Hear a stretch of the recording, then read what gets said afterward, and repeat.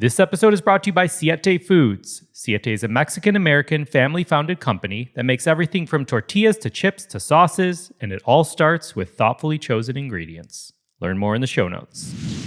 Hey, it's Kappy. Just a heads up that we're taking a quick break from Beyond the Plate and Beyond the Drink, and we'll be back Wednesday, January 7th with some incredible guests as we start to close out season 12. Happy holidays, and see you then.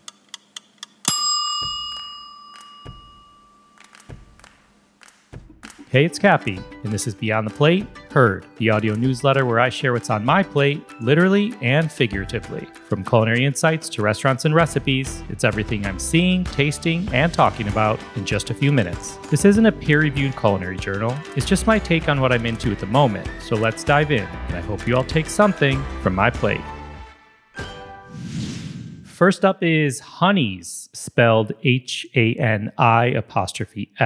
Honey's is a bakery and cafe in the East Village of New York City. I have not been yet, and I need to fix that ASAP. I had this on my New York City list for a little while, and I keep hearing more and more about Honey's. And then on a recent Beyond the Plate episode with Jake Cohen, he brought it up and shouted out their turkey sandwich, and it's kind of been haunting me. It's run by a husband and wife duo, Miro and Shilpa Uskokovic. Miro is a Gramercy Tavern alum, and then their head pastry chef, I believe, sorry if that's not the right title, is Daniel Alvarez, who was at Daily Provisions. They have all different types of baked goods, from cookies and cinnamon buns to a pistachio halva Rice Krispie treat. Yes, you heard me correctly. Honestly, I had to stop scrolling on their Instagram because it was getting out of control. So next time I'm in New York City, see you there. You can find all the links and handles I mentioned in the show notes.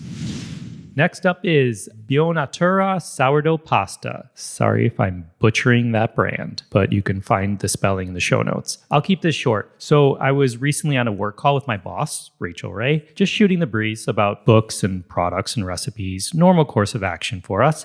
And I started sharing a little bit about what we're doing here on Heard, and she started raving about this sourdough pasta that she's been cooking with. She said it is so good and told me that I had to try it. It's from this brand called Buonatura, and she mentioned you can find it at Whole Foods. I have not picked it up yet, but I am definitely going to be grabbing a box soon, and I will let you know how it goes.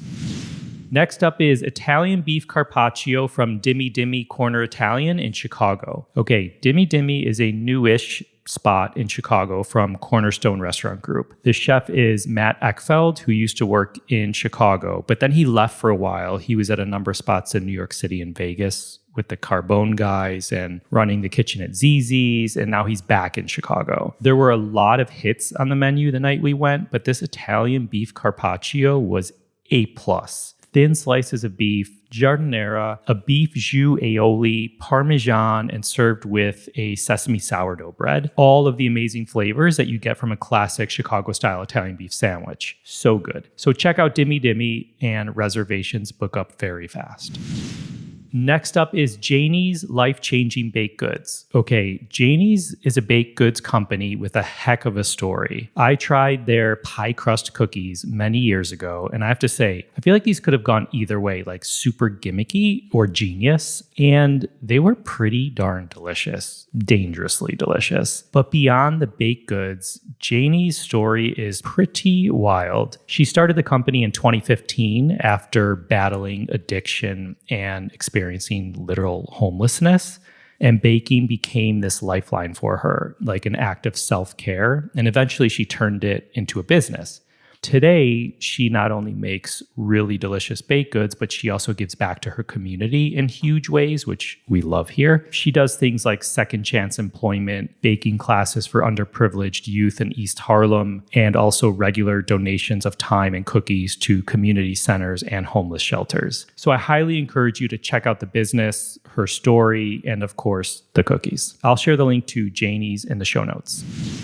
Next up is a limited edition chocolate bar from Eclat Chocolate. Eclat Chocolate is an incredible chocolate shop from master chocolatier Christopher Curtin in Westchester, Pennsylvania. I originally knew about Eclat because I used to be out in Westchester a lot for work when we would go to QVC, and every time I was there, I would try to swing by Eclat. Christopher is incredibly talented, so much so that Bon Appetit once called Eclat the best chocolate in America. They've done some awesome collabs in the past, including one with Anthony Bourdain and Eric Ripert, and their latest is another great one. They partnered with Lior Lev Serkars of Le Boîte Spices. Lior's this spice master, literally. So they've created these limited edition, they're called parallel bars. These parallel bars are very cool. Okay, so a parallel bar is literally two styles of chocolate, one dark, one milk, and each is infused with its own spice or botanical, and they sit side by side in the same bar. So every bite you take, you get this layered contrast of flavor. They're not only really cool and beautiful, they are crazy delicious. So if you're a chocolate fan, highly encourage you to check out Eclat and the parallel bars.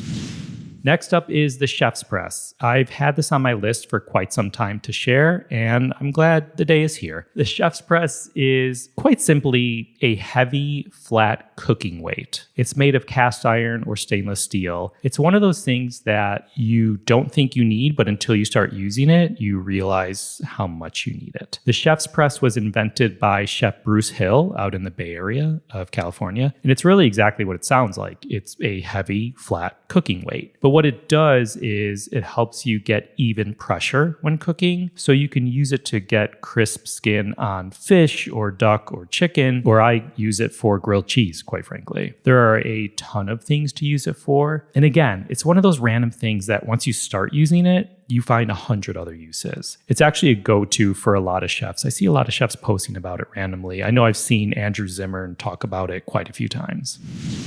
One last thing before I leave you. I recently got my hand on the Tocolates. Yes, Tocolates, spelled like chocolate, but taco-lit. These are from Salt and Straw Ice Cream, and we did a little family tasting. And these things are super good. They're basically a fancy, nostalgic take on the classic old school Choco Taco. And it's a collab between Salt and Straw and Taco Bell. So Tyler Malik from Salt and Straw has been working on this apparently for like 10 years, which I don't doubt because he likes to perfect things. And what it is a cinnamon ancho flavored ice cream in a waffle shell that gets dipped in dark chocolate with puffed quinoa. And they come with those little Taco Bell-esque sauce packets. There's a mango jalapeno and a wild berry cinnamon flavor. They're available at Salt and Straw shops and online, though heads up, they apparently sell out very fast. Thank you for listening to Heard, a production of Beyond the Plate. You can find all the links and handles I mentioned in the show notes. If you like this, then tap the follow button and tune in for more Heard, where I share what I'm seeing, tasting, and loving lately in food and hospitality. And if your friends and family may enjoy it, I hope you'll share it with them. Until next time.